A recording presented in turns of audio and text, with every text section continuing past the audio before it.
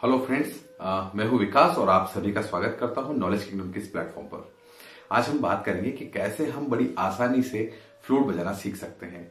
कभी ना कभी आपने जरूर सोचा होगा कि काश मैं फ्लूट बजा मुझे आती हो, या आपने कभी कोशिश भी की हो लेकिन आपने थोड़े प्रयासों के बाद उसे छोड़ दिया हो।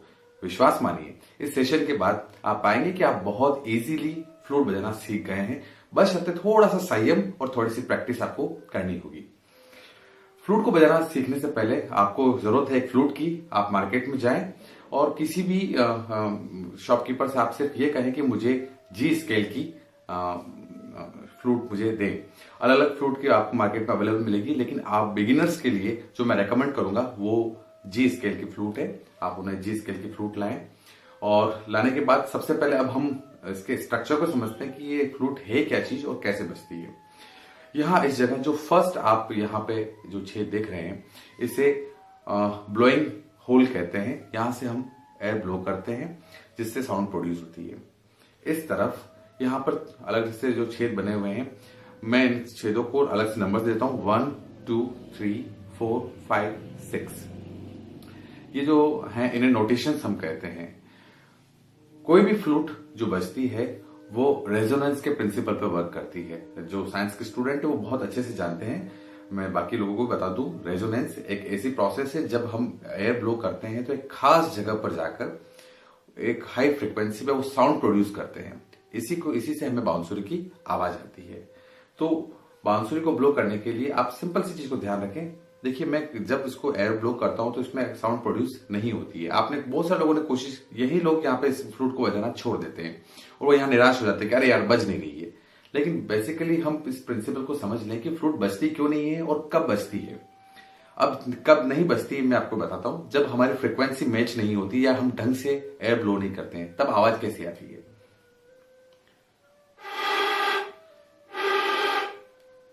देखिए, देखने में ऐसा लग रहा है कि मैंने फ्लूट सही पकड़ी है, लेकिन मैं जहां एयर ब्लो कर रहा हूं मुझे वो पॉइंट ढूंढना है, इसको घुमा कर थोड़ा सा, जहां पर मुझे सही फ्रीक्वेंसी की रेजोनेंस हो और वो मुझे आवाज आए।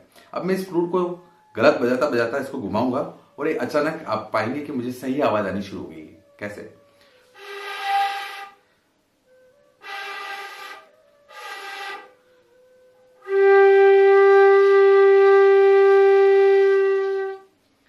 इस साउंड की हमें जरूरत है। ये प्रैक्टिस से आएगा। हमें थोड़ा सा घुमाकर अपनी होठों के पास इसे चेक करना है कि कहां किस जगह पर हमें वो रेजोनेंस वाली साउंड होगी। इसकी प्रैक्टिस हमें करनी है। यह 102 दिन आपको लग सकती है प्रैक्टिस के, लेकिन हमें यह बहुत इंपॉर्टेंट है कि हमें यहां ये सुर साधना आ जाए। एक बार जब आपकी एयर ब्लो करने की प्रैक्टिस जम जाती है तो फिर फ्लूट बजाना बिल्कुल मुश्किल नहीं है आपके लिए। इस तरीके से मैं फिर से बजा के बताता हूं। इसके बाद अब हमारे पास इस तरफ नोटेशंस हैं। अब सबसे बड़ी बात है, नोटेशन पे आने के लिए हमें फ्लूट को होल्ड कैसे करना है। जो राइट हैंडेड लोग हैं वो अपना लेफ्ट हैंड जो है सामने से लाएंगे, इस तरह यहां से होल्ड करें। आपके तीनों जो आपके जो मिडिल फिंगर से उनको आप ऐसे 1 2 3 आप तीनों होल जो है उनको आराम से इसको तीनों होल को बंद करें।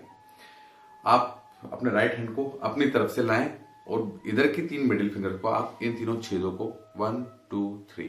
तो बेसिकली जो स्ट्रक्चर है, आप इस बात का ध्यान रखें कि 3 फिंगर जो है आपकी इधर से हैं और 3 फिंगर आपकी अपनी तरफ से हैं। नीचे से हम थंब को सपोर्ट करते हैं। जो आप देख रहे हैं स्ट्रक्चर, इसमें हमने दोनों थंब से इसको सपोर्ट किया हुआ है। तो इस तरीके से आपको मजबूती मिलेगी। आपकी फ्लूट इधर उधर नहीं होगी। कितना भी लंबा आपको बजाना हो, आपको थकान महसूस नहीं होगी। और अब हम बात करते हैं नोटेशंस की। नोटेशन में जो पहला छेद है, दूसरा छेद है, तीसरा छेद है। आइडियली हम सारे गामा पाधा निशा जो बजाते हैं, जो थर्ड जो आपका होल दिख रहे हैं, यहां से बजाना शुरू करते हैं। हम इसे सा मानते हैं, सा रे गा। उसके बाद अब आगे के नोटेशंस हम कैसे होंगे कि हम वापस इन सारे छेदों को बंद करेंगे और आगे बढ़ेंगे। देखिए, आपको नोटेशंस आपको स्क्रीन पर देखने को मिलेंगे मैं क्या बजा रहा हूं। अब मैं स्टार्टिंग जो कर रहा हूं, मैं सारे छेदों को अभी मैं सब बंद करने के बाद यहां से स्टार्ट कर रहा हूं। मैंने 1 2 और 3 ये बंद जब मैं बनने के बाद जब मैं जो बजाऊंगा वो होगी साउंड सा की।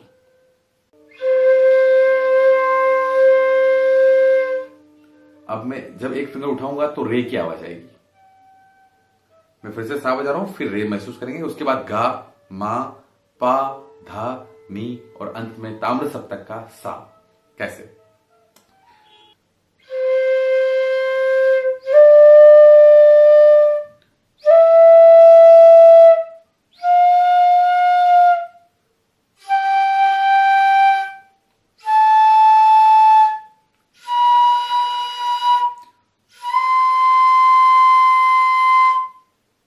फिर से वापस सा नी धा पा मा गा रे सा।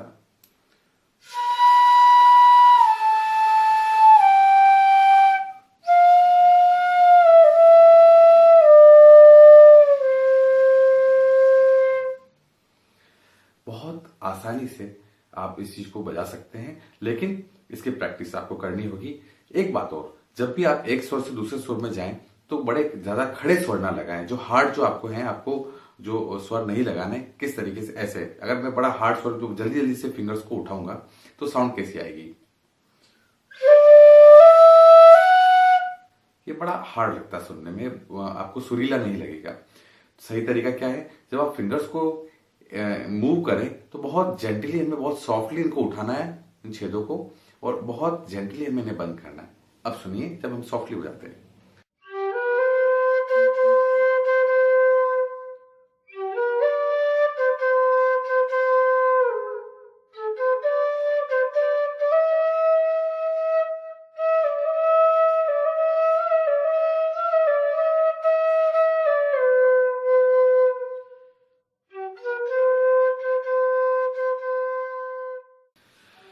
आराम आराम से आप बजाएंगे तो बहुत अच्छी आवाज आएगी। इन सातों सुरों की हमें बार बार प्रैक्टिस करनी है। अब जो साउंड आई वो आई कैसे?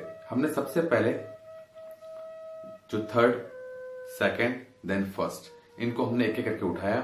उसके बाद में जो साउंड हमारे आगे जो हमने बजाया सा रे गा मा के लिए हमने इसको वापस सारे फिंगर्स को बंद किया। देखिए कैसे।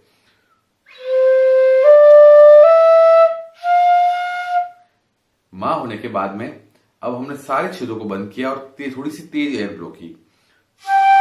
ये पा है, थोड़ा सा तेज। यदि मैं थोड़ा धीरे सब छेदों को बंद करके थोड़ा धीरे एयर ब्लो करूंगा तो आवाज कैसी आएगी? और इन्हीं सब छेदों को बंद कर यदि मैं थोड़ी सी तेज एयर ब्लो करता हूं तो मुझे पा की आवाज आएगी।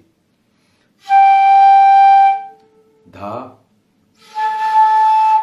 नी, सा। हमें बार बार इन सारे गामा पाधा निसा की प्रैक्टिस करनी है। मैं आपको अगले वीडियो में जरूर बताऊंगा कि इसके बाद हमें और क्या क्या बातें हैं जिनका ध्यान रखना है। इसके बाद हम सीखेंगे कोमल स्वर कैसे लगाने हैं और किस तरीके से हम बिल्कुल स्मूथली इन बांसुरी को और प्रैक्टिस कर सकते हैं। विश्वास मानिए दोस्तों, आप बहुत जल्दी फ्लूट बजाना सीख जाएंगे। बशर्ते आप इसकी प्रैक्टिस करें, दिन में 1 से 2 घंटा इसे दें। आपको यदि वीडियो पसंद आया है तो इस चैनल को सब्सक्राइब करें, लाइक करें। Thank you so much.